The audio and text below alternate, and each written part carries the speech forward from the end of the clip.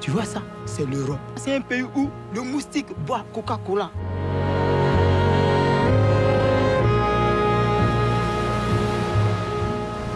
Hello and welcome to ZFF Daily. I'm joined by Boris, who is the director of Hope, and we're very thrilled to have your film here at the festival. Curious to know your thoughts on what the audience will take away from your film. Well, I don't know. You have to ask them. But what do you hope that they learn from your film? Well, I think my film tried to put the audience into the perspective of a migrant, of an African migrant, and to see it from its side. So I hope that for this time, for 1.5 hours, they will live and experience what it is to be an African migrant. And what comes out of it, I don't know, but I think this experience is important. And how is it making, you know, this was your first time directing a film that wasn't a documentary. How was that process for you? It was completely different, and finally not so different. Completely different because I wrote a script, very classical script, and only after that I went to on the field to look for locations and to look for actors. But when I went on the field like that, I did some field research, it completely changed my point of view, my view, and so I rewrote the script. And in fact, I rewrote the script all the time until the shooting and even during the shooting. And I think it was the most interesting part of the film. It was that we had this opportunity to do that and to make some improvisation, not to stick on something which was maybe not so right. And how did your actors deal with that? Did they like that part of the process? Well, my actors are not actors, so they cannot compare to another experience. That's good. That's good. It makes it easier for me. What is not easy, of course, if they are not actors, they never play, they never even have the idea of playing someday. They are real migrants, and I took them from what they call ghettos, living there in Morocco, hoping to cross someday to Europe.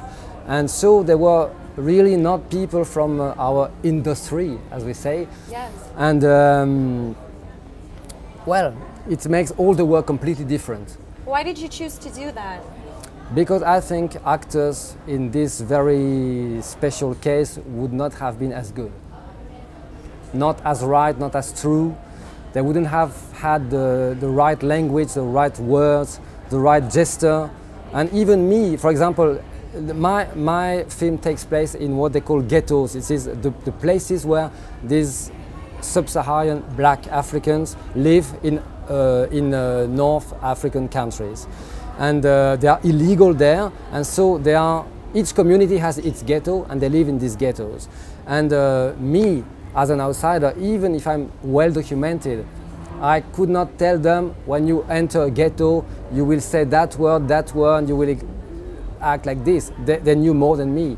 So when you take, for such a subject, when you take actors that know some of this life, of course, their truth. Yeah, it's much more richer.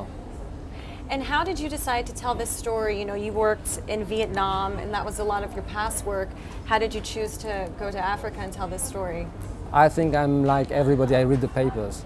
Yeah, it's not very original, I'm sorry, but I read the papers. You open a paper in your coffee in Paris or in Zurich, and then you read these terrible stories, terrible but also huge stories, very epic, Romanesque, crazy stories about these people, about these journeys. It's not only crossing the sea. Before the sea, they cross deserts, they experience a lot of terrible experiences. And for me, it's like, when you read that, it's like it's from another world. It's not our world. It's like another time. It's like, is it Middle Age? Is it like an epic time? No, it's today, it's our world. It's right now, it's real. It's right now, it's real, and it's connected to us because some of them arrive here. And so for me, I cannot explain, for me it was like, I had to do it. So your lead character, Hope, title of your film, Hope, did you do that for a reason, that you want to inspire hope for others from this film? Well, I think all these my film depicts a world, this underworld of migrants in these North African countries, and all this world goes with this hope. They all have this big hope for Europe. So hope is, is. Some people say my film is pessimistic, or it's negative, or it's dark, but yeah, under this world you have this hope. If no hope, they wouldn't go out of their place, out of their countries. And there is a love story.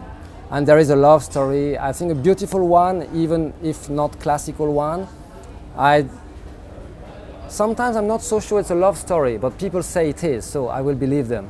Why do you think it's a love story? Because for me it's more a question of taking care of somebody.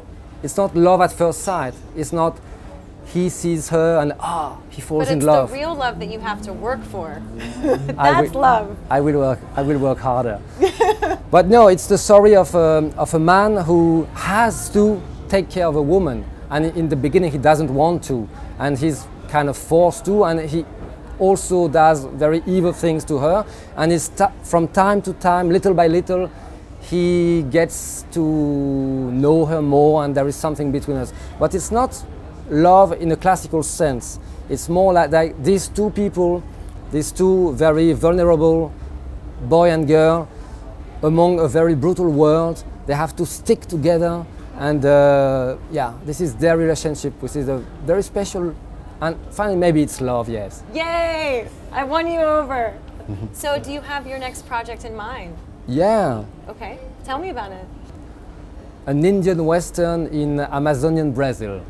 Wow. Yeah, I know you would say that. Okay, is this a documentary, or is it? No, it's a fiction. You're writing it? Yeah, I'm writing it right now. It's a fiction film. In fact, after this film, Hope, I know now exactly what I want to do. I want to put fiction in the kind of subject where usually you go with documentary. So will you cast actors or use the real thing again? Well, I don't think there are professional Indian actors. I was going to say that's going to be hard to find. So it will be non-professional, and I'm happy with that. And it is one of the reasons why I choose this subject. Well, I look forward to seeing that, and I'm sure everyone else is. Thank you so much for being here. Enjoy the rest of the festival. Thank you so much. Thank you so much for watching. See you next time. Watch more ZFF daily videos about the Zurich Film Festival and subscribe to our channel.